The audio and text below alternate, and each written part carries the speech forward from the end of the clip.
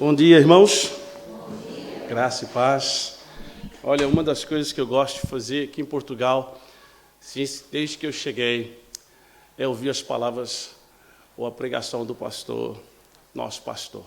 É tão confortável para mim só chegar aqui e sentar e ser alimentado. Isso, com certeza, o pastor José, ele sabe disso, tem sido uma bênção para a minha vida. Nos momentos que eu chego aqui, preciso ser saciado pela palavra de Deus. Então, o Senhor tem sido uma bênção para nós. E eu posso dizer isso também da minha esposa, que está aí a perceber melhor português. Já está também ser abençoada com as pregações do pastor José. E eu tenho certeza que todo mundo aqui, todos que estão aqui, concordam com isso também. Quando o pastor me ligou na quinta-feira ou na quarta-feira, falei, quando o pastor te liga, tu sempre pensas, né? O que eu fiz errado desta vez? O que eu estou a errar? Ele estava a me convidar para trazer a mensagem nessa manhã. Falei, poxa, pastor, já estava tão preparado. Essa semana eu viajo para a Ucrânia, para uma conferência de plantação de igreja. Já estava preparado a ficar sentado, a me sentar aqui, ser abençoado pelo Senhor. E agora vou ter que passar o meu sábado a preparar o estudo para essa manhã. É um privilégio. E outra coisa que eu me sinto abençoado aqui nessa igreja, eu quero encorajar os irmãos do louvor. Que maravilha a gente poder sentar e louvar e falar que Jesus é o centro, não dá vontade de terminar, de parar. Verdade, eu não sei com relação aos irmãos, mas eu, por exemplo, vamos continuar a louvar aí, não precisava de mais nada, né? Jesus é o centro, é a razão do meu viver, a minha inspiração. O que mais nós precisamos essa manhã? Mas também conversando com o pastor, ele me disse, falei, pastor, qual o tema então? O que o senhor deseja que nós venhamos a falar? E a última vez que eu estive aqui a compartilhar com os irmãos, eu tentei falar português com os portugueses, mas não funcionou. Então hoje vai ser português como os brasileiros. Tá certo, pastor? Então o pastor me disse, olha, Givas, como tu está aí já envolvido com missões e está a liderar a equipe da UEM aqui em Portugal, pois não, por que não então trazer um tema com relação a missões? E como também os irmãos sabem, nós vamos ter agora aí, aqui em Portugal, a grande festa, né, dos católicos, aqui celebrando aí o mito, como o pastor mencionou, da aparição de Maria. E o pastor também disse, por que não pensar um pouco e desafiar-nos a olhar para o nosso próprio campo missionário aqui em Portugal, né? Eu não sei se os irmãos sabem, mas nós estamos num país, o teu país, 0,4% apenas da população de Portugal realmente nasceu de novo. Ainda que pela fé a gente quer também acreditar que alguns dos católicos, pela misericórdia de Deus, têm conhecido o Senhor. Mas nas pesquisas que a Aliança Evangélica Portuguesa fez no último ano, esses são os números. Ou seja, Portugal é um país que precisa ser alcançado. A maioria das pessoas em Portugal não tem Jesus como centro da vida dela. E quando eu comecei a pensar, então, peregrinação, né, é uma palavra que eu gosto muito, porque o apóstolo Pedro, quando ele escreve a primeira carta aos judeus dispersos, ele usa esse termo, aos judeus, aos meus queridos irmãos dispersos que estão na região da Capadócia, Galácia, Bitínia, e ele também usa os peregrinos de Deus, né? E quando você também olha para o Antigo Testamento, você vai ver repetitivamente a palavra peregrino e estrangeiros aparecendo. E forasteiros. Forasteiros, por exemplo, são aqueles brasileiros que estão aqui e não são legais. Moram em Portugal, mas não têm direito algum como portugueses. Só para você ter uma ideia o que é ser um forasteiro. O peregrino mora em Portugal, não pertence a Portugal, mas tem alguns direitos, mas também não é igual a português. Percebes? Percebes? Ou entende? Então, essa é a diferença. E a palavra parapidemos, que essa é a palavra que Pedro usa para esses queridos, agora nascidos de novo, judeus, que estavam a morar na região da Turquia atualmente. Ele usa a palavra parapidemos, que é aquele povo que sai do seu habitat, da sua região natural, eles têm um destino final, mas nessa jornada de peregrinação, eles vão vivendo e morando com outros povos, que não é o seu povo. Ou seja, eu posso dizer que eu sou um peregrino em Portugal. Estou a viver com os portugueses, que é uma maravilha, quem não gosta de francesinhas, né? E tantas outras coisas que a gente ama em Portugal. Mas Pedro está dizendo justamente isso, que os judeus agora estão dispersos na região da Ásia, Chama eles de peregrinos, pois agora eles já não mais pertenciam a Jerusalém terrestre, porque o objetivo deles final era outro, é a Jerusalém celestial. Então o peregrino ele tem uma saída, ele vive no meio de um povo por um tempo, mas ele está sempre em busca do seu destino final. Tá bem? É só para nós termos uma pequena introdução e entender, pois estamos em peregrinação com Deus. E quando eu começo a pensar no tema, ou no assunto de peregrinos, se nós voltarmos ao povo de Israel, como é que começa a peregrinação do povo de Israel? Lá em Abraão, parece que Deus ali começa, você, Abraão, em ti vamos começar a peregrinar, eu quero que você saia da tua terra, e vai para a terra que eu vou te mostrar, que nós sabemos hoje que é na região de Israel. E depois, Deus então leva a Moisés a tirar o povo do Egito e continuar essa peregrinação até assim chegar na região de Israel. Então eu gostaria, rapidamente com os irmãos, ler o texto de Êxodo, no capítulo 33, do versículo 12 até o versículo 15. Enquanto os irmãos estão a procurar, olha, o contexto aqui é simples. No versículo 12 diz assim, na minha versão aqui. Vou ler o 12 ao 15. E Moisés disse ao Senhor, eis que tu me dizes, fazes subir a este povo, porém não me fazes saber a quem has de enviar comigo. E tu dissestes, conheço-te pelo nome, te conheço pelo teu nome. Também achaste graça aos meus olhos. Agora, pois, se tem achado graça aos teus olhos, rogo-te que me faças saber o teu caminho e conhecer-te-ei, para que ache graça aos teus olhos, e considera que esta nação é o teu povo. Disse, pois, irá a minha presença contigo para te fazer descansar. Então lhe disse, se tu mesmo não fores conosco, não nos faças subir daqui. O que está a acontecer aqui? Se você ler o início, você vai ver que Deus estava aborrecido com a nação de Israel. Deus estava chateado com aquele povo. Como várias vezes a Bíblia diz, um povo de dura cerviz, um coração duro, um coração obstinado, um coração difícil. Deus tinha dado os mandamentos a Moisés e, ao invés daquele povo adorar o Deus de Israel, aquele povo eles fazem um bezerro de ouro e adoram a um bezerro, ao invés de adorar a criação. Então Deus estava aborrecido. Então o Senhor aproxima-se de Moisés e diz, olha, eu quero que tu leve esse povo, como fizeste, tirasse eles da terra do Egito, e tu continua essa jornada, pois eu não vou com vocês, eu vou mandar um anjo que vai à frente, mas eu não vou, porque se eu for, eu vou destruir esse povo, porque esse povo é um povo desobediente. Então o que acontecia? O povo ouviu, o que aconteceu? O povo ouviu, ficou muito aborrecido, e Moisés tinha por hábito de pegar uma tenda, construir ela fora do arraial, e ali era onde o povo, quando queria falar com Deus, era naquele local, naquela tenda, fora do acampamento de Israel, é que eles iam orar. Josué tinha o hábito de ficar lá 24 horas, principalmente quando Moisés estava lá. E quando Moisés ia para aquela tenda, o texto diz que Deus falava com Moisés como se fosse face a face. E descia-se uma fumaça em cima daquela tenda, e o povo, claro, ficava todos a observar. O contexto, então, é esse, que Deus não queria ir mais nessa peregrinação com o povo de Israel, porque se ele fosse em sua santidade, ele destruía aquele povo desobediente. Então, Moisés, no versículo 12 que nós lemos aqui, sim, eu gostaria que nós prestássemos atenção um pouco nisso, nessa ideia de estar na peregrinação com Deus. E Moisés disse ao Senhor, eis que tu me dizes, faze subir a este povo. Depois de Deus então falar com Moisés, face a face, Moisés então olha para Deus e começa a falar essas palavras. O Senhor me diz, leva esse povo, conduz esse povo. Parece que Deus tem uma contradição aqui. Moisés está dizendo para Deus, agora o Senhor está a me dizer, leva esse povo, eu não vou contigo. Mas no início o Senhor me disse, é plano seu, é ideia sua de levar esse povo.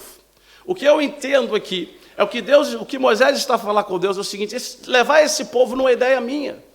conduzir esse povo, peregrinar com esse povo, estar nessa jornada com esse povo, não veio do meu coração, não é plano meu. O Senhor já começou isso lá em Abraão, é a ideia do Senhor. Depois o Senhor formou esse povo através do filho de Abraão. Aí o Senhor vem até mim, e agora eu tiro o povo do Egito, trago ele até onde nós estamos.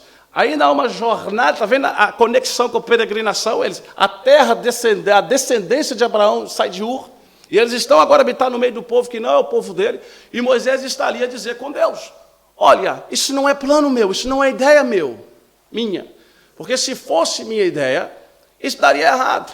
Isso que me dá a impressão aqui. E eu gosto de pensar nisso. Por quê? Porque quando nós estamos a peregrinar com Deus, fica um bom exemplo para nós aqui que ideias de peregrinação, andar com o Senhor, caminhar com o Senhor, não pode sair daquilo que eu quero. A minha peregrinação com Deus, ela não está baseada naquilo para onde eu quero ir, ou fazer as coisas que eu quero. Mas o que Moisés está a falar aqui: Senhor, isso aqui é ideia sua, isso aqui é plano do Senhor, levar esse povo totalmente a ideia sua, não minha. É Deus quem nos chama, irmãos. Quando nós pensamos nesse contexto, a gente vê a peregrinação que vai acontecer. 1,5 milhão de pessoas estão sendo esperadas na cidade de Fátima, uma cidade que tem 8 mil habitantes, pessoas que estão a caminhar em busca de algo, em busca da fé, daquilo que eles acreditam. Agora a pergunta é: quem é que está a chamar para essa jornada? Porque nesse contexto aqui, naquilo que a Bíblia está falando, nesse diálogo entre Deus e Moisés, é Deus quem o chamou. É Deus quem o chamou. Quando nós lemos Romanos, no capítulo 8, versículo 28, o que diz? E sabemos que todas as coisas contribuem para o bem daqueles que o amam, para aqueles que foram chamados segundo o seu propósito. Não é o meu propósito, não é o meu ideal, não é o que a primeira igreja batista de Matosinhos deseja, mas é o que o Senhor chamou a primeira igreja batista de Matosinhos para fazer. É plano de Deus, tem que ser plano de Deus. Eu sempre brinco com isso, que há alguns anos atrás, há 15 anos atrás, eu tinha uma certa mania de culpar todas as minhas frustrações, meus planos, a Satanás. Né? Isso é coisa do diabo, não deu certo porque o inimigo está furioso comigo.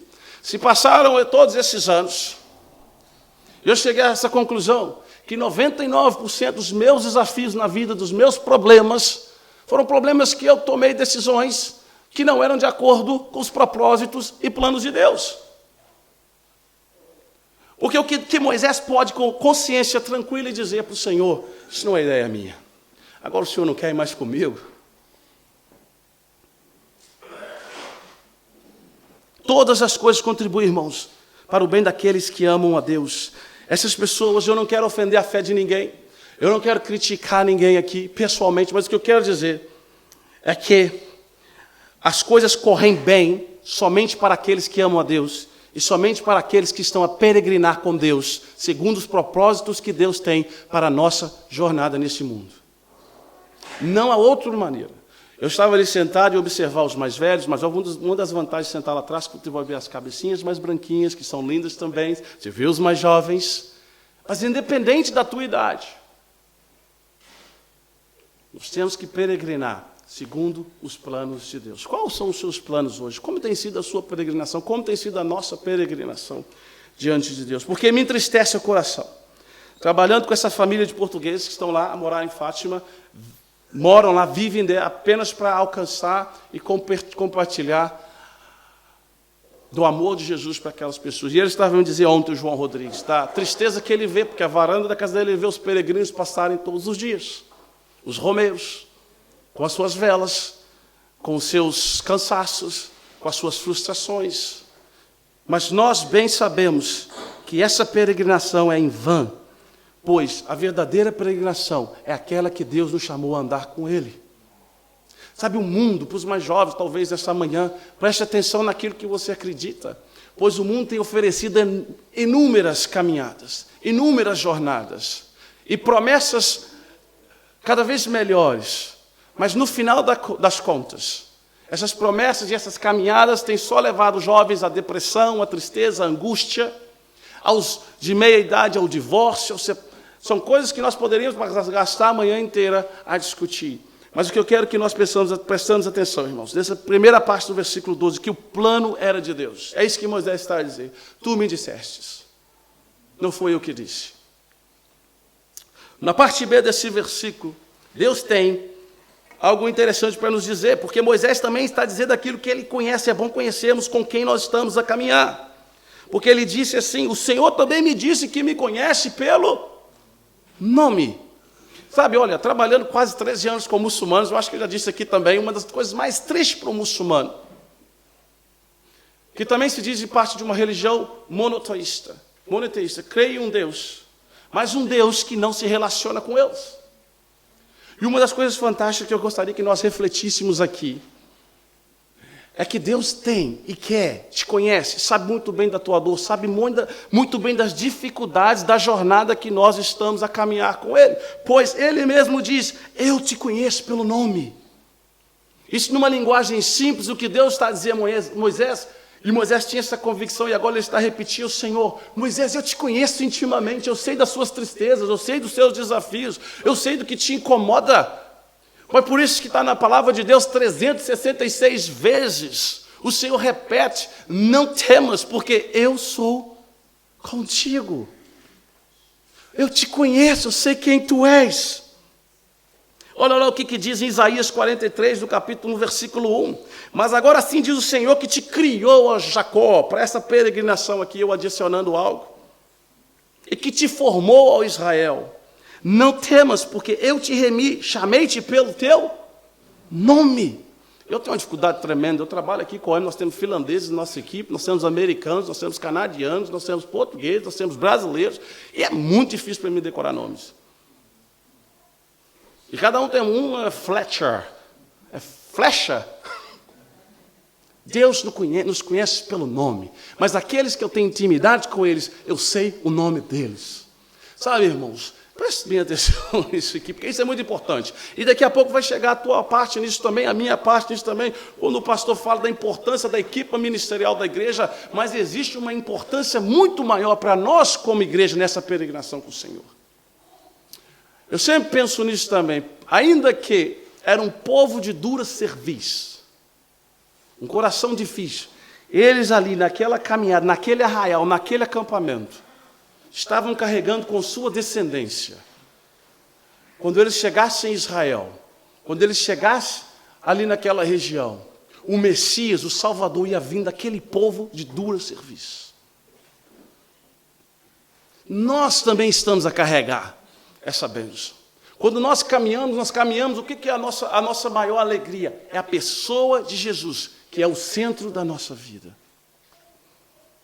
Deus te conhece, não pensas que está sozinho nessa caminhada. Eu não sei quantos de vocês já foram a Fátima e Romaria, mas eu tenho no meu sobrenome o apelido de Aparecida, por fé dos meus avós. Meus cabelitos foram cortados ainda muito novo, levado a Aparecida, que é a nossa Fátima lá no Brasil. E eu me lembro da tristeza profunda que é peregrinar com qualquer outra coisa nesse mundo, a não ser com o Senhor Jesus. A não ser com Deus Todo-Poderoso. O Deus que abriu as portas dessa igreja nessa manhã para você e eu estarmos sentados aqui. Não há nada mais precioso do que isso. Quantos aqui estão na peregrinação? Pode levantar sua mão. Que a gente interage um pouco melhor. Deus te conhece pelo nome. Fantástico. Olha lá no versículo 13, então Moisés diz algo mais precioso também. Ele diz assim, pois, se tem então achado graça aos teus olhos, rogo-te que me faças saber o teu caminho, e conhecer-te-ei mais, para que aches graça, ou que continue achando graça aos teus olhos. E considera que esta nação é o teu povo. Rogo-te, pois, que me faças saber os teus caminhos. Provérbios 16, 1 diz o quê? Do homem são os planos do coração. Mas a resposta certa vem de onde? Nós fazemos planos mesmo. Meu Deus do céu. Nós temos um treinamento que a gente dá para as pessoas, a gente chama de green light, né? Sinal verde.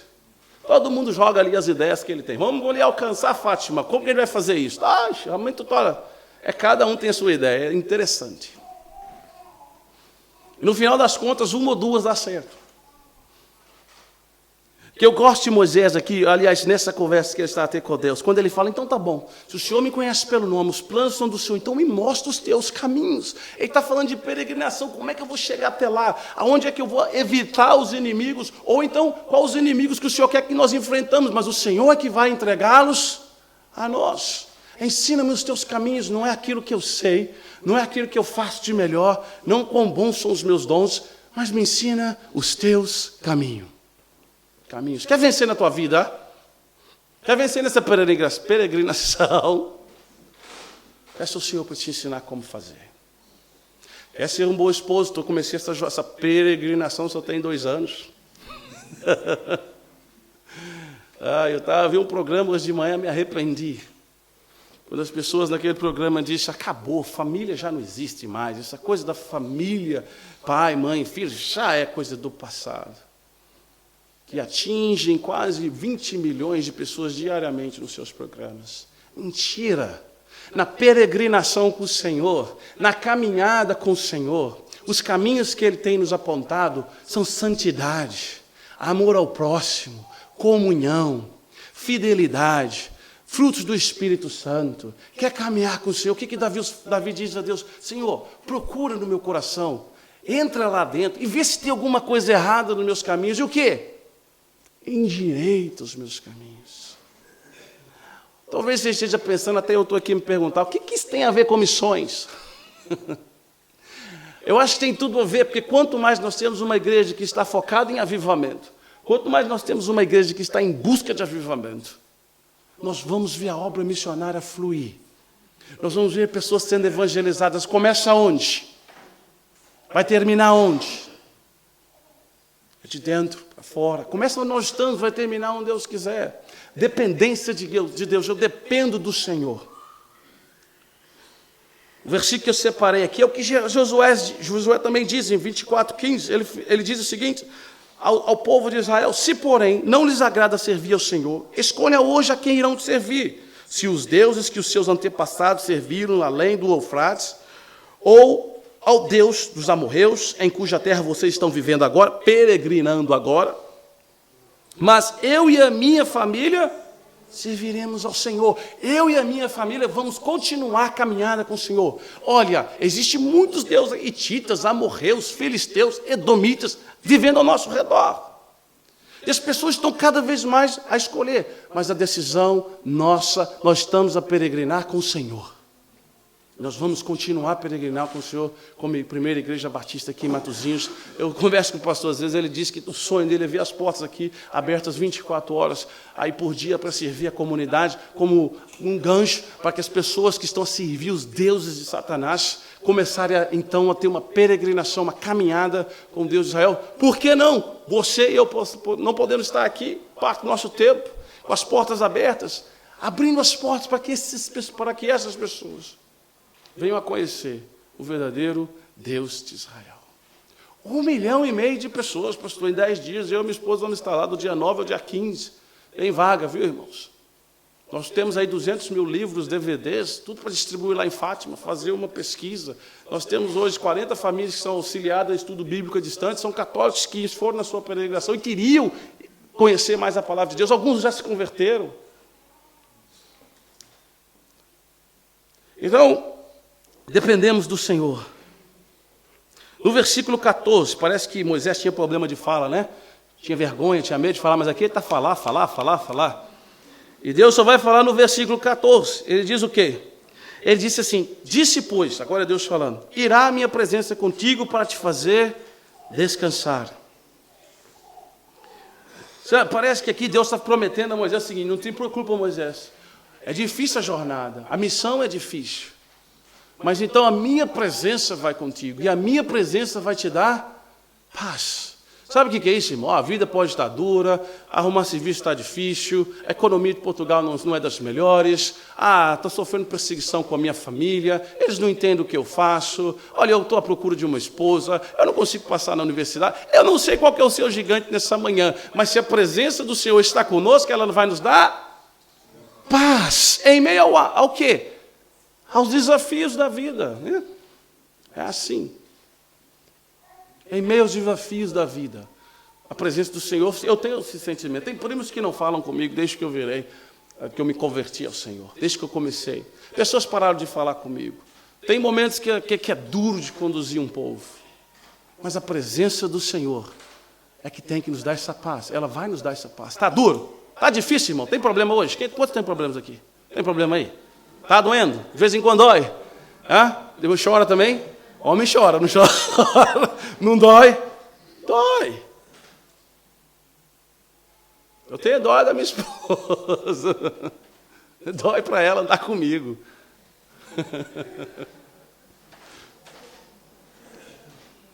Mas a minha presença vai te dar paz. O Salmo 102 diz: prestem culto ao Senhor com alegria, entrem na sua presença com cânticos alegres, salmos.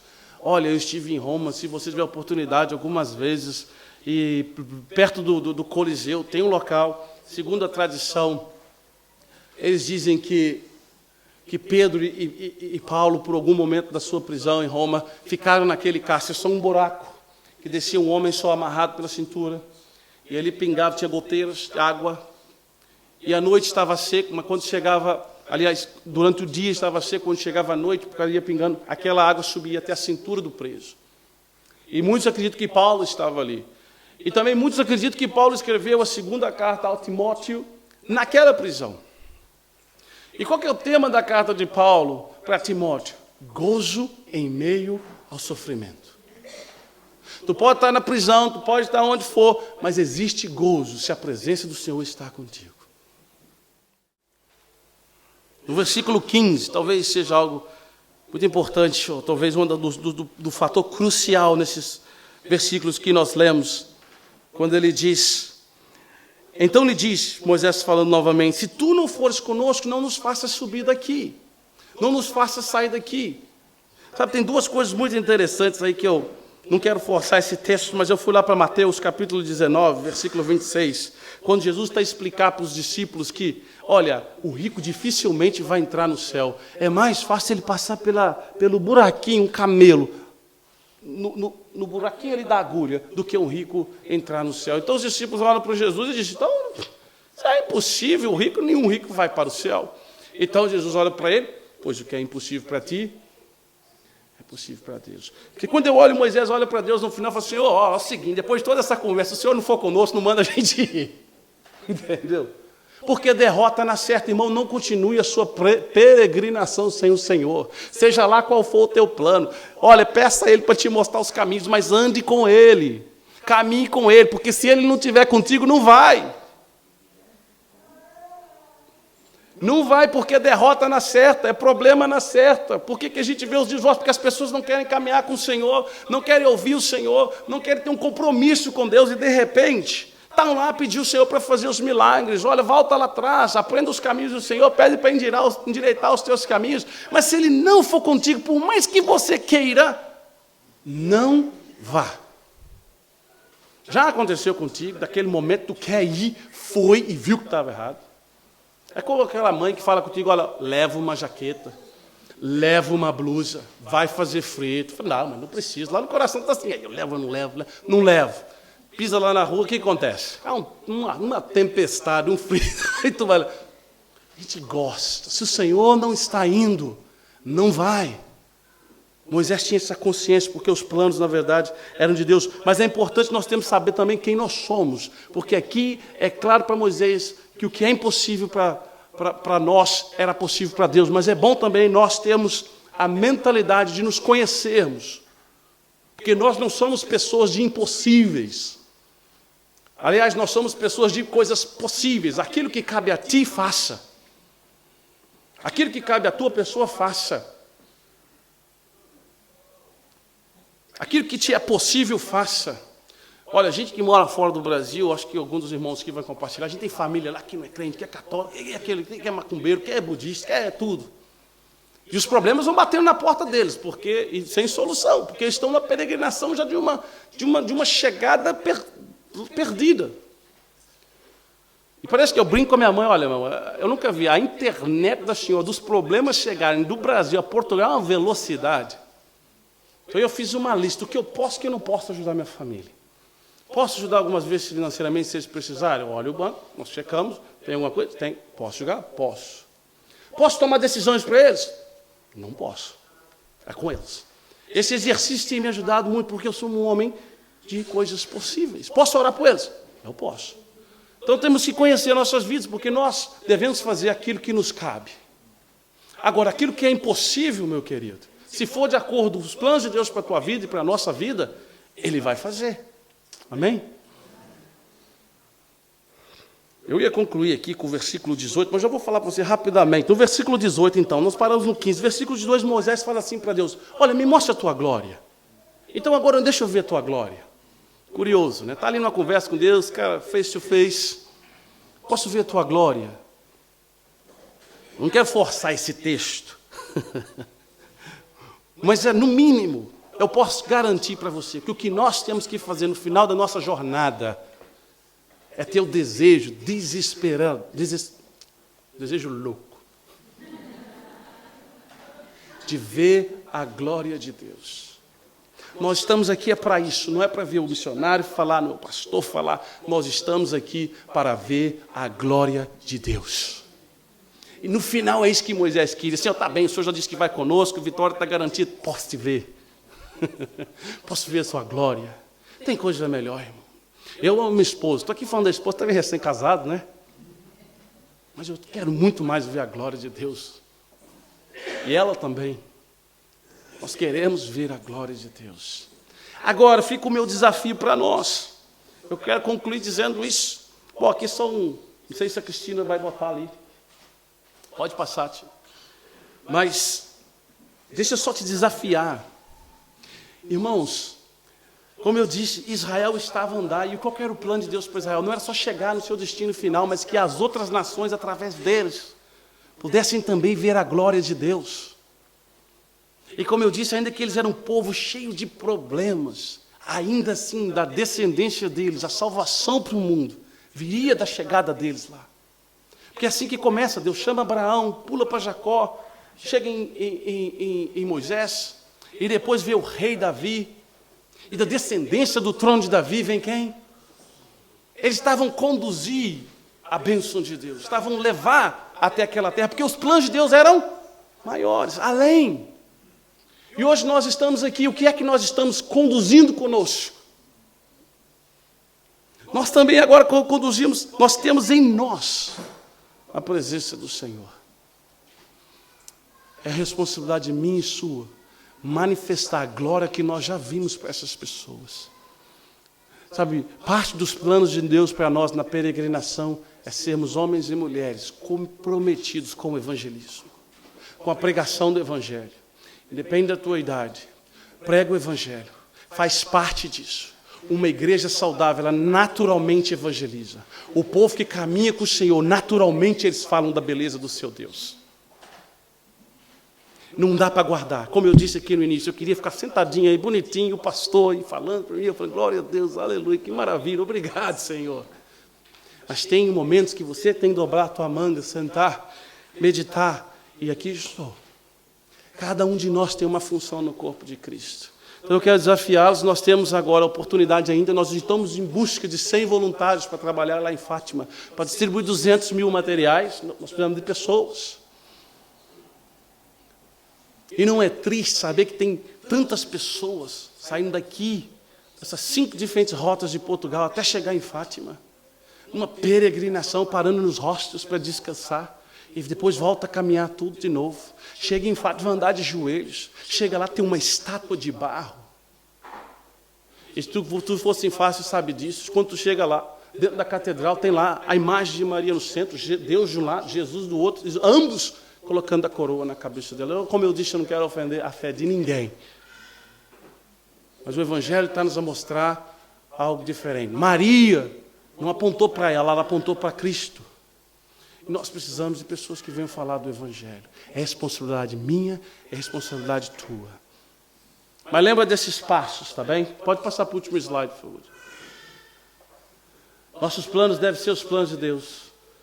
Ele tem intimidade com a sua igreja. Nós temos que ter total dependência dele. A presença de Deus traz descanso e alegria para nossas vidas. É conhecendo-nos quem é Deus e quem nós somos.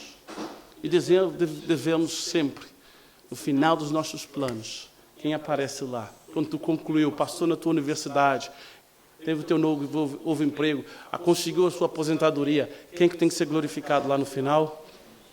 Deus. Deus os abençoe, irmãos, e a minha oração é que o Senhor nos ajude nessa peregrinação, porque a jornada não é simples, mas nós temos paz nela. Deus os abençoe.